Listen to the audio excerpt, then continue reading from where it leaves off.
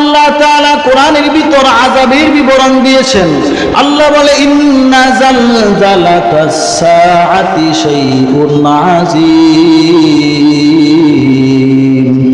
আসন্ন কিয়ামতের হুঙ্কার, আসন্ন কিয়ামতের ভয়াবহ হবে কঠিন এক হুঙ্কার। কেমন হবে কিয়ামতের হুঙ্কার? আল্লাহ বলে ইয়াউমা তারাউনাহা তাযগালু কুল্লু মুরদিয়াতিন আম্মা আরদাআত।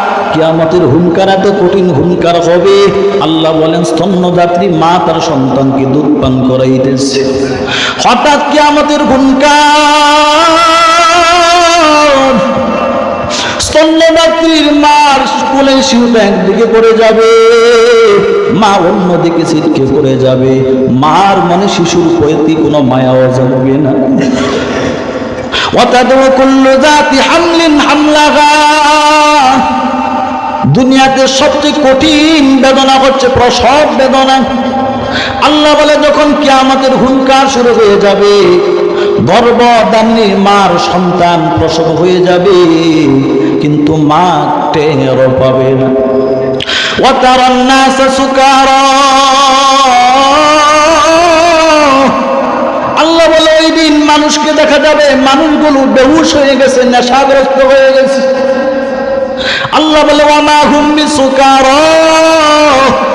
দুনিয়ার মদ গাঁজা ইয়াবা খাবার কারণে নেশাগ্রস্ত হবে না। তবে কেন তারা নেশাগ্রস্ত হবে?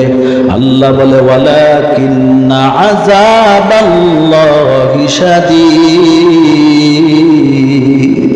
বরঞ্চ আল্লাহর আযাব বড় কঠিন। আল্লাহর আযাবের কারণে ওই দিন মানুষগুলো নেশাগ্রস্তের মতো হয়ে যাবে।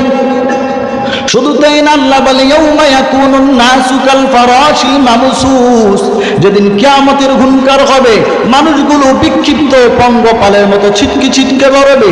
ওয়া তাকুনুল জিবাল কাল ইহনিল মানফুস। আল্লাহ বলে দুনিয়ার বড় বড় পাহাড় পর্বত, বড় বড় অট্টালিকাগুলো ধুনিত রুইয়ের মতো উঠতে থাকবে। ইদাস সামাউ ফাতারাত ওয়া ইদাল কাওয়াকিবু ইনতাসারাত ওয়া ইদাল বিহারু ফুদ্দিরাত ওয়া ইদাল কুবুরু বু'সিরাত আলিমাত নাফসুম মা কদ্দামাত ওয়া আখখারাত ইয়া আইয়ুহাল ইনসান মা গাররাকা বিরাব্বিকাল কারীম। আল্লাহ বলে যেদিন কিয়ামত হবে, আকাশটা বিদীর্ণ হয়ে যাবে। ওয়া ইদাল কাওয়াকিবু ইনতাসারাত। আকাশের নক্ষত্রগুলো খসে খসে খসে খসে জমিনের উপর পড়বে। ওয়াইদাল বিহারু ফুজ্জিরাত। পৃথিবীতে 3 ভাগ 4 ভাগের 3 ভাগই পানি, সমুদ্রের মধ্যে উত্তাল ঢেউ শুরু হয়ে যাবে। ওয়াইদাল কুবুরু বুসিরাত। আমরা মানুষ মরার পরে দাফন করে কিয়ামতের ময়দানে আল্লাহ রাব্বুল আলামিন জীবিত মানুষগুলোকে, মৃত মানুষগুলোকে পুনরুত্থান করবেন। আলিমাত নাফসুম মা কদ্দামাত ওয়া আখখারাত। আল্লাহ বলে ওই দিন মানুষ জানতে পারবে যাতে আগে প্রেরণ করেছে এবং পরে প্রেরণ করেছে। ইয়া আইয়ুহাল ইনসান মা গাররাকা বিরাব্বিকাল কারীম। আল্লাহ ডাক দিয়ে বলে ও মানুষের দল, দুনিয়াতে কিসের বাহাদুরি দেখাও, কিসের ক্ষমতার বই দেখাও, কিসের টাকার গরম দেখাও। মা গাররাকা বিরাব্বিকাল কারীম। কোন জিনিস তোমাকে তোমার রবের ব্যাপার উদাসীন বানায়া দিছে? কাল্লা ইযা দুক্কাতিল আরদু দাক্কান দাক্কা। আল্লাহ বলে দুনিয়াটা চূর্ণ বিচূর্ণ হয়ে যাবে, আসন্ন কিয়ামতে সবগুলো শেষ হয়ে যাবে। আল্লাহ পাক রব্বুল আলামিন যখন দুনিয়াটা চূর্ণ বিচূর্ণ হয়ে যাবে, হাসরের ময়দান কায়েম করবে। বর্তমান সিরিয়ার জমিন আল্লাহ হাসরের ময়দান বানায়া দিবেন। হাসরের ময়দানের অবস্থা বড় কঠিন হবে। আকাশের ওই সূর্য যা বিজ্ঞানী তীর অনুপাতে পৃথিবী থেকে 9,30,00,000 মাইল দূরে অবস্থিত। আল্লাহ পাক রব্বুল আলামিন আকাশের সূর্যটাকে অর্ধ হাত মাথার উপর স্থাপন করে দিবেন। বিজ্ঞান বলে সূর্যের 12টা মুখ, একটা মুখ দিয়ে বর্তমানে পৃথিবীতে আলো দেয়। আসন্ন হাসরের ময়দানে আল্লাহ পাক রব্বুল আলামিন সূর্যটাকে অর্ধকাপ মাথার উপর স্থাপন করে দিবেন। সূর্যের 12টা মুখ আল্লাহ জমিনের দিকে করিয়া দিবেন। সূর্যকে ডাক দিয়ে বলবেন, ওরে সূর্য, আজকে তোর যত আলো আছে জমিনে ছাড়িয়া দে।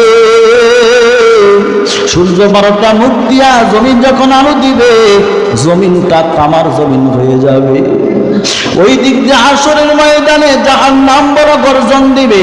জাহান্নাম বলবে, হাল মিন মাজিদ, ও আল্লাহ, তোমার গুনাহগার গুলো কই? আজকে আমার ভিতরে দিয়ে দাও, জ্বালায়া তাদেরকে ধ্বংস করিয়া দেই। আল্লাহ তাআলা ডাক দিয়ে বলবে, জাহান্নাম অপেক্ষা কর, বিচার কার্য সম্পন্ন হলে গুনাহগার গুলো তোর হাতে তুলে দিব। জাহান্নাম মানতে রাজি না। আল্লাহ পাক রব্বুল আলামিন 70,000 ফেরেশতা লাগাই দিবেন, যা যা জাহান্নামকে একটু থামাও।